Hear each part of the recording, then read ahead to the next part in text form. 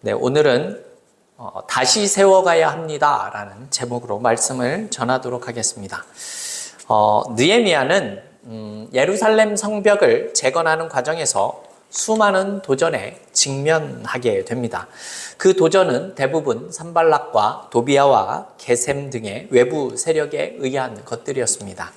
그때마다 느헤미야는 믿음을 잃지 않고 지혜롭게 대응하며 그들을 잘 이끄는 모습들을 우리에게 보여주고 있었죠.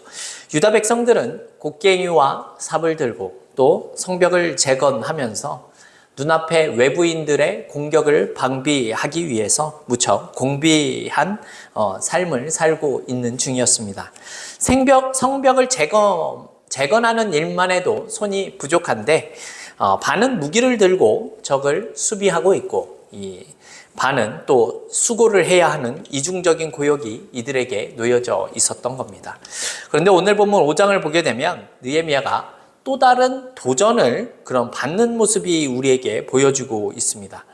이것은 성벽을 재건하는 것과는 별개의 모습으로 유대 사회에 오랫동안 잠식되어져 있었던 갈등이 터져 나오는 그런 모습이기 때문에 그렇죠. 사회에서 소외된 이 가난한 사람들의 원망이 쏟아져 나오고 있다는 겁니다.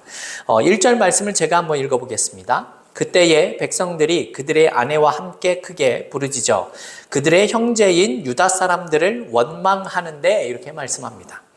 백성들이 그의 아내와 함께 부르짖었다 이렇게 표현을 하죠. 단순히 한 사람의 개인적인 생각이나 또 한 사람이 기분 나쁜 일이 있어서 원망하는 것이 아니다라는 표현을 우리가 알 수가 있게 됩니다. 가정 단위의 모습을 보인다라는 것은요, 그 원인이 사회적인 그런 구조적인 모순이 있기 때문에 그런 사실을 그들의 아내와 함께 부르짖었다라는 것으로 표현하고 있는 겁니다. 더욱이 주목할 것은 그들의 원망의 대상이 지금 누구인가 하면 그 형제라 할 수 있는 유다 사람들이다 라고 이렇게 표현을 하고 있다는 겁니다. 그러니까 유다 사람들이 유다 사람들을 원망하고 있다는 겁니다. 외부의 다른 민족들의 그런 공격이나 압제에 대항해서 싸우는 것이 차라리 쉬운 것이지요. 그러나 우리를 힘들게 하고 압제하는 이가 내부의 적, 즉 동족이라면 이들의 마음의 분노가 더 깊을 수밖에는 없게 됩니다. 우리나라도 보게 되면 일제의 그 강점기 시절에 생명을 걸고 독립운동을 하던 독립운동가들을 우리는 그들에 대해서 존경하고 예우를 갖추는 것이 당연한 모습입니다. 그런데 우리를 압제하던 일본인들보다 더 용서하기 어려운 사람들이 있지요. 그들이 누구입니까? 바로 나라를 파는 데 앞장을 서고 그러한 대가로 부귀와 영화를 누렸었던 사람들이 실제로 존재합니다. 그리고 공개적으로 일제의 이 앞잡이 노릇을 하면서 독립군 토벌에 나섰던 한국인들도 있었고 독립군 내부에서 은밀히 활동을 하던 밀정들도 있었습니다. 그 당시에 사람들은 그들이 동족이기 때문에 더 원망스럽고 용서하기가 힘들었을 것으로 생각이 됩니다. 지금 이스라엘 공동체도 그동안 내재되어 있던 이 동족들 간의 원망이 폭발하면서 드러나고 있는 그러한 상황이라는 겁니다. 구체적으로 그 원망의 내용을 살펴보면 사실 이것이 그리 간단한 내용이 아닙니다. 사회적인 불의가 있고 경제적인 불평등 등이 모여져 있는 그런 원망의 내용이었다라는 겁니다. 이것을 크게 네 그룹으로 살펴서 나눠서 생각을 해보도록 하겠습니다. 첫 번째는요, 토지가 없는 상태에서 양식이 필요한 사람들이 있었습니다. 2절을 보게 되면 어떤 사람은 말하기를 우리와 우리 자녀가 많으니 양식을 얻어먹고 살아야 하겠다 하고 이런 표현이 나오죠. 이들은 땅이 없으니 농사를 지을 수가 있는 사람들이 아닙니다. 기근으로 양식을 구하기도 어려운 데다가 부양해야 할 식구들이 많은 사람들이죠. 그런데 엎친 데 덮친 격으로 또 흉년까지도 겹치면서 더욱 먹고 살기가 힘들어진 상황입니다. 이들은 구걸해야 될 그런 처지에 몰리게 되었다는 것이죠. 또 두 번째로는 흉년으로 인해서 곡식을 얻을 수 없게 되자 밭과 포도원과 집을 저당 잡힌 사람들이 있었다라는 겁니다. 3절을 보게 되면 어떤 사람은 말하기를 우리가 밭과 포도원과 집이라도 저당 잡히고 이 흉년에 곡식을 얻자 하고 이렇게 말씀하고 있습니다. 부동산이 있습니다. 자기가 가진 땅이 있습니다. 그런데 흉작이 계속되니까 어려움을 겪게 되고 그래서 할 수 없이 재산을 저당 잡히고 양식을 사는 사람들이 생겼다라는 겁니다. 그리고 세 번째는요. 과도한 세금을 내기 위해서 밭과 포도원을 담보로 돈을 바꾼 사람들이 있었다는 겁니다.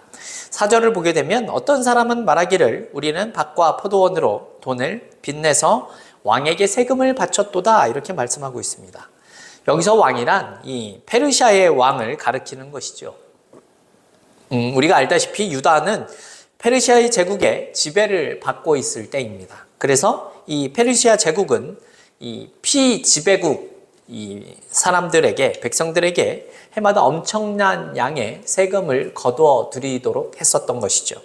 이들이 그래서 밭과 포도원을 담보로 해서 큰 빚을 얻게 되었고 그것으로 세금을 왕실에 바친 그런 사람들이었다라는 겁니다. 또 넷째로는 빚을 갚기 위해서 자신의 아들과 딸마저도 팔고 노예로 팔아야 하는 위치에 처한 사람들이 있었다라는 겁니다. 5절을 보면 이렇게 말씀하죠. 우리 육체도 우리 형제의 육체와 같고 우리 자녀도 그들의 자녀와 같거늘 이제 우리 자녀를 종으로 파는도다. 우리 딸 중에 벌써 종된 자가 있고 우리의 밭과 포도원이 이미 남의 것이 되었으나 우리에게는 아무런 힘이 없도다 하더라 이렇게 말씀하고 있습니다. 식량을 구하기 위해서 세금을 내기 위해서 여윳돈이 있는 이웃에게 지금 돈을 빌리는 겁니다.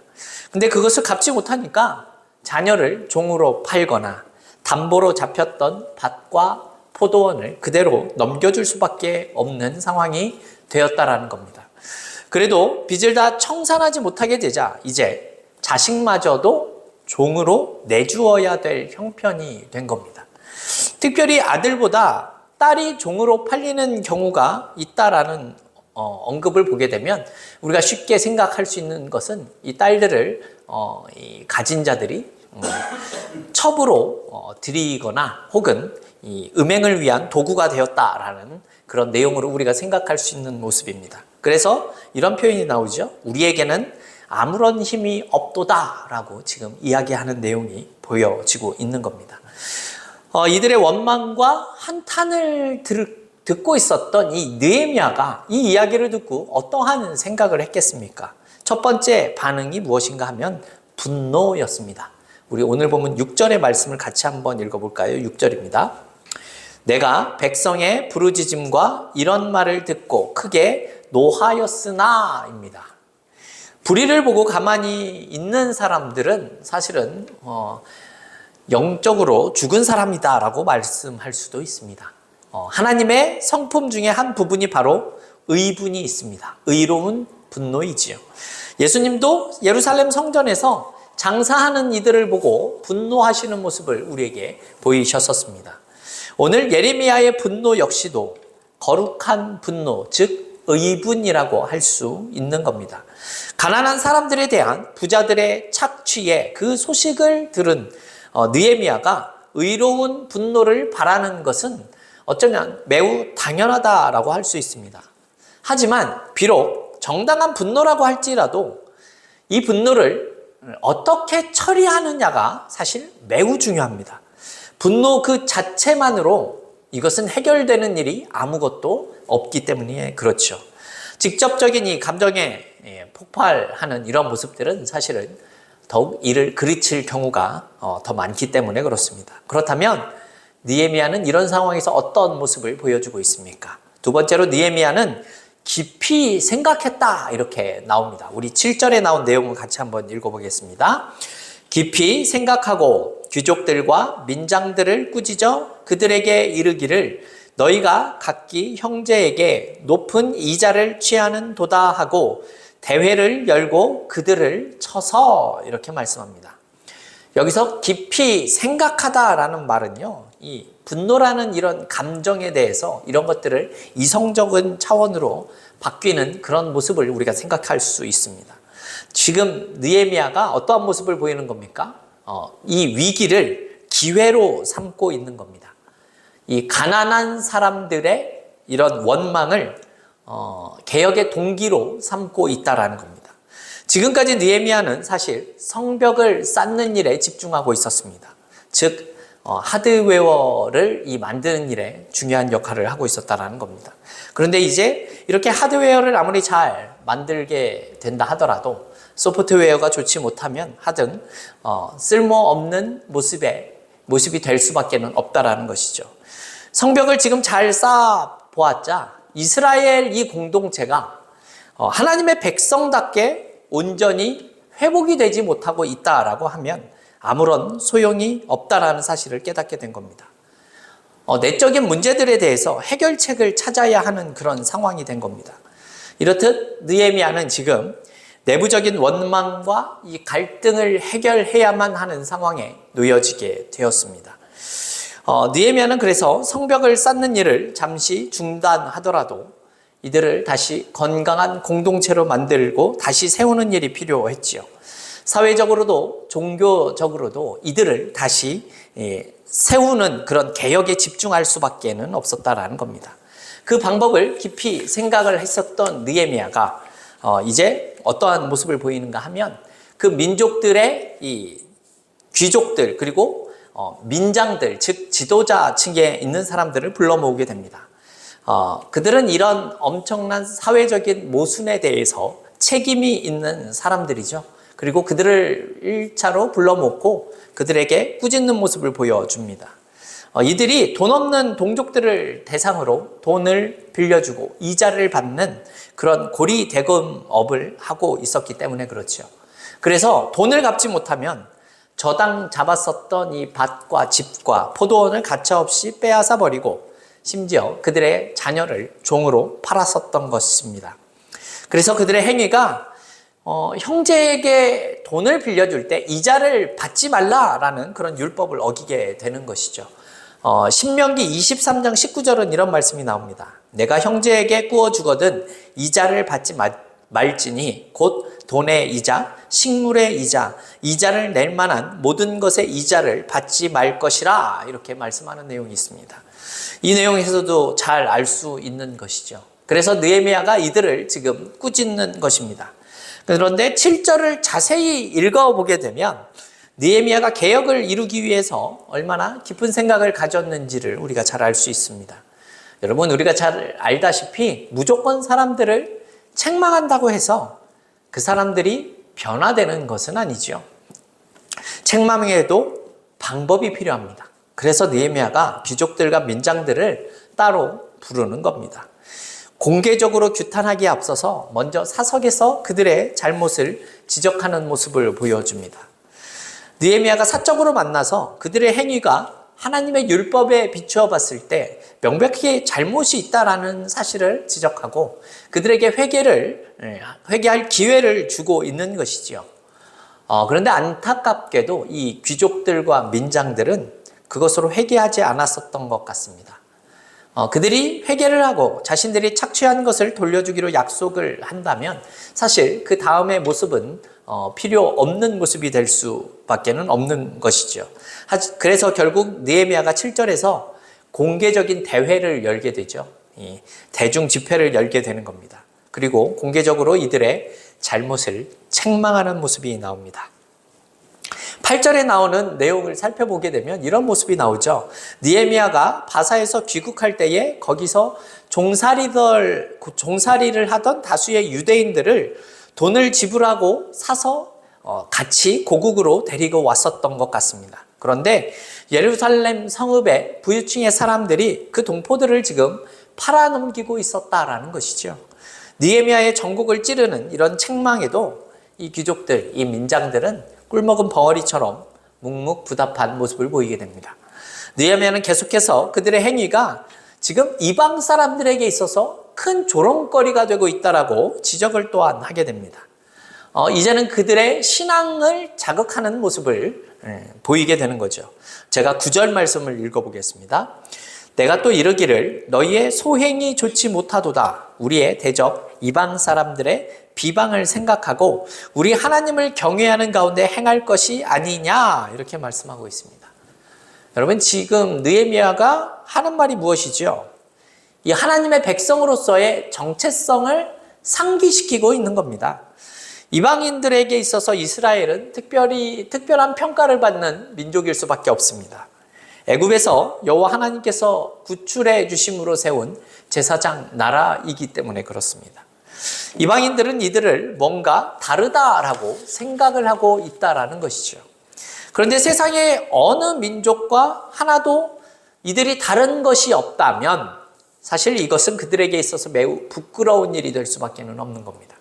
그래서 느헤미야는 이방 사람들이 우리를 비방할 것이기 때문에 우리는 하나님을 경외하는 모습으로 살아가야 한다, 이렇게 책망을 하고 있다라는 겁니다. 여러분, 이런 모습들을 생각을 해보게 되면 오늘날 세상 사람들이 교회랑 성도를 바라보는 모습들이 이와 같지 않은가 하는 생각을 해보게 됩니다. 이들은 자신이 하나님을 믿지는 않지만 예수를 믿는 자들은 무언가 다르겠지라고 생각하는 기대감이 있는 것 같습니다. 그러나 그들을 자신의 그 기대에 이들이 미치지 못하게 되면 비난을 하지요. 본인들은 그렇게 살지 못하지만 우리 믿는 자들은 그렇게 살아야 한다라고 이들이 기대하고 있는 겁니다. 그래서 우리 성도들은 우리 믿지 않는 자들이 우리의 삶을, 우리의 모습을 비방한다라는 것을 늘 생각하면서 살아갈 필요가 있다라는 겁니다. 왜 그래야 합니까? 예수님께서 산상수훈인 마태복음 5장 16절에서 이렇게 가르치셨기 때문입니다. 이같이 너희 빛이 사람 앞에 비치게 하여 그들로 너희 착한 행실을 보고 하늘에 계신 너희 아버지께 영광을 돌리게 하라, 이렇게 말씀하셨습니다. 그리고 느헤미야는 이런 불편한 고백과 동시에 매우 중요한 결단을 내리는 모습이 필요하다는 겁니다. 자신의 친족들에게 먼저 결단할 것을 요청하게 됩니다. 10절 말씀을 제가 읽어보겠습니다. 나와 내 형제와 종자들도 역시 돈과 양식을 백성에게 꾸어 주었거니와 우리가 그 이자 받기를 그치자, 이렇게 말씀합니다. 오랫동안 반복되어 왔었던 부당한 관행에서 자신의 가족들, 심지어 부하들까지도 자유롭지 않다라는 이런 불편한 진실을 지금 느헤미야가 이실을 짓고 하고 있는 겁니다.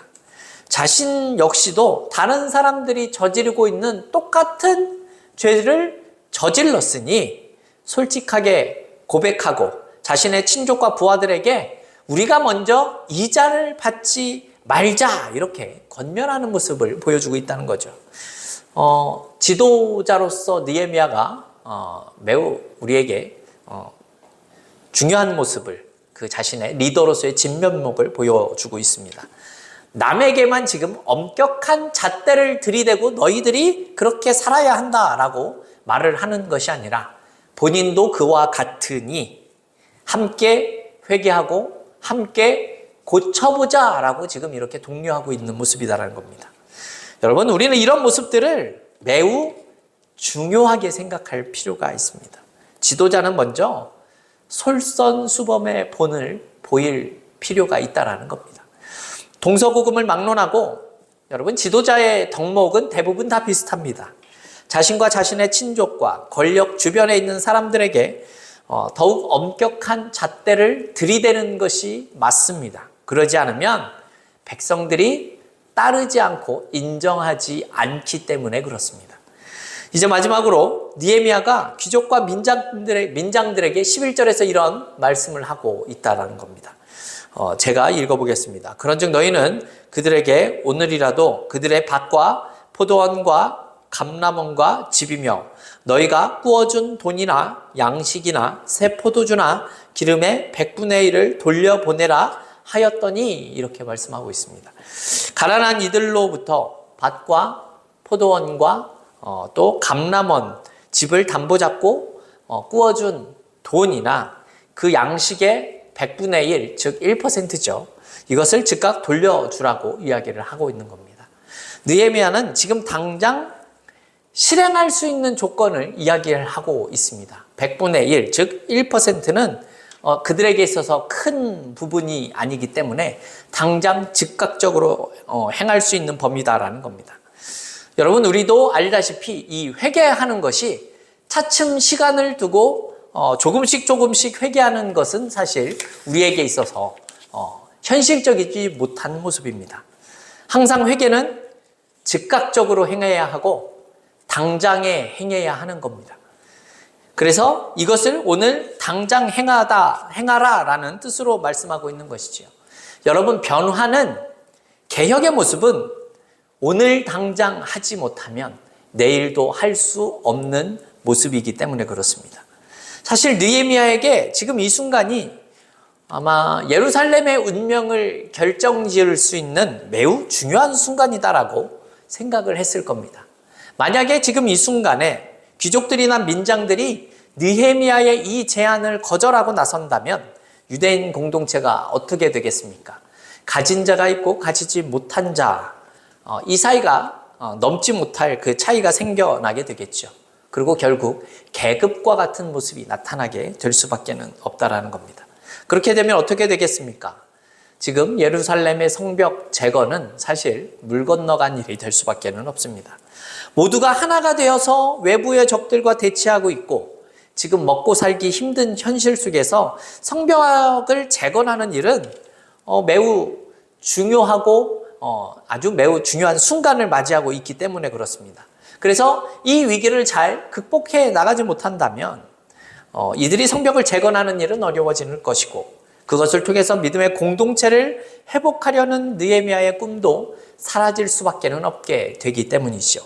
하지만 느헤미야의 권유를 들은 이 지배층의 인사들은 감동을 하고 회개를 하는 모습이 보여집니다. 12절 말씀을 우리 같이 한번 읽어보겠습니다. 12절입니다.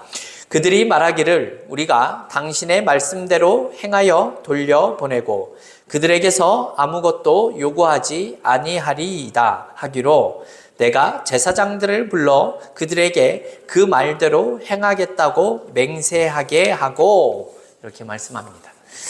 대성교회 성도 여러분, 드디어 느헤미야의 개혁이 이루어지는 순간이 되었습니다. 아주 놀라운 기적이 일어났습니다. 그들이 오늘 당장 말씀한 대로 순종하겠다라고 고백합니다.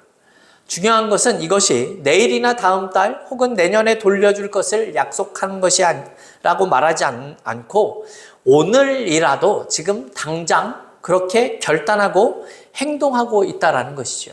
그래서 더 놀라운 결단을 보여주고 있습니다. 무엇이죠? 그들이 앞으로 아무것도 요구하지 않겠다 이렇게까지 말씀하고 있는 겁니다. 이자를 받지 않겠다라는 거죠. 여러분, 우리가 살아가는 세상을 한번 생각을 해보십시오. 돈을 빌렸는데 아무것도 요구하지 않겠다라고 말하는 그런 나라가 있겠습니까?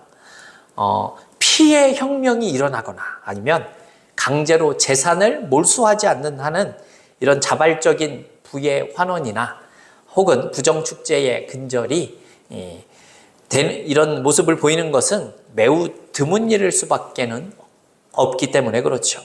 아마도 예루살렘의 성벽을 쌓는 과정에서 보여주었었던 이 느헤미야의 신앙과 인격에 대해서 이들이 감동을 하고 있었기 때문에 이와 같은 일들이 가능했었던 것으로 생각이 됩니다. 느헤미야는 그들의 결심이 흔들리지 않게 하기 위해서 즉각 제사장들을 불러 모으고 그 앞에서 결심한 것을 맹세하도록 하게 됩니다. 느헤미야가 일종의 이 퍼포먼스 같은 모습을 보여주는 장면이 13절에 나와 있는데요. 우리 13절 말씀 같이 한번 읽어보겠습니다.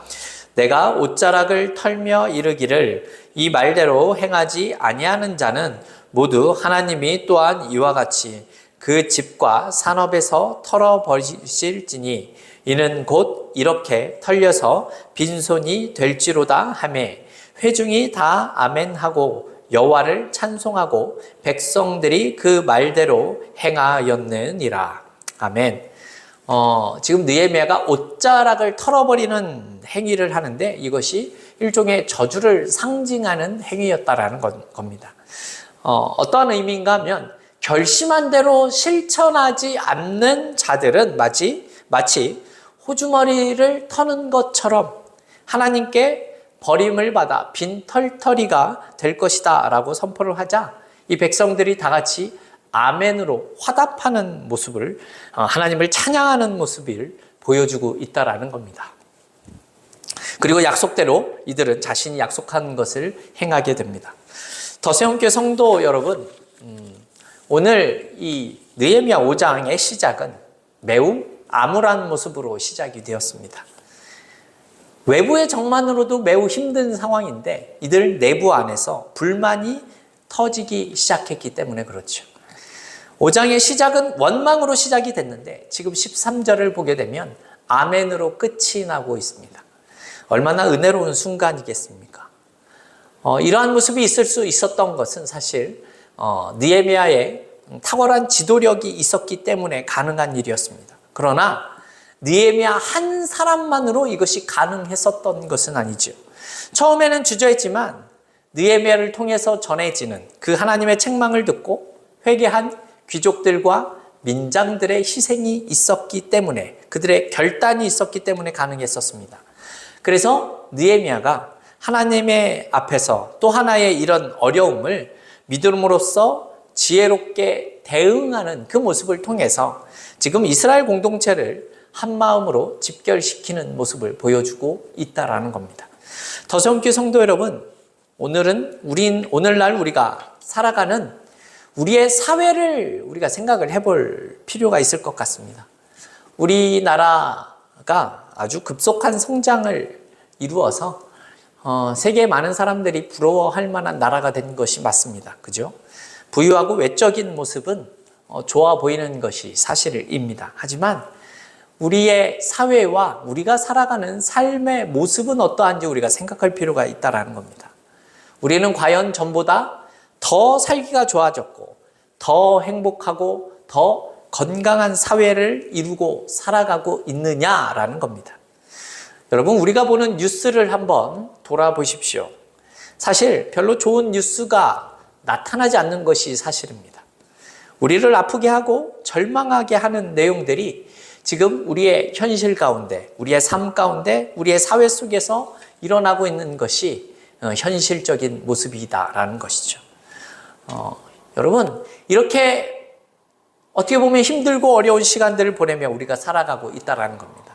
그렇다면 이러한 시대를 향한 여러분 교회의 사명은 무엇이겠습니까? 교회가 이 땅에 존재하는 것을 통해서 하나님은 우리를 통하여 어떠한 것을 이루시고자 하는 것이겠습니까?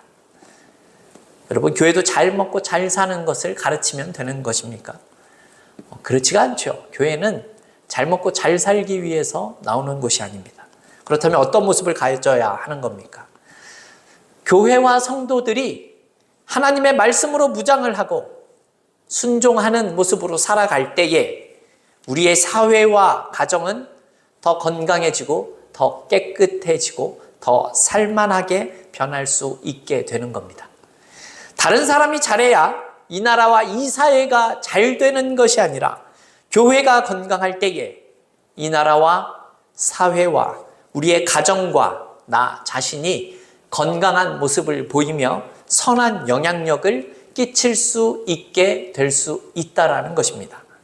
여러분, 우리 한 사람 한 사람이 이 시대의 느헤미야와 같이 하나님의 방법대로 살아가는 그 모습을 보임을 통하여서 이 세상을 향해서 더 건강하고 더 아름다운 모습으로 변화시킬 수 있는 근거가 될 수 있는 그런 믿음의 사람들이 다 되어질 수 있기를 주님의 이름으로 축원합니다.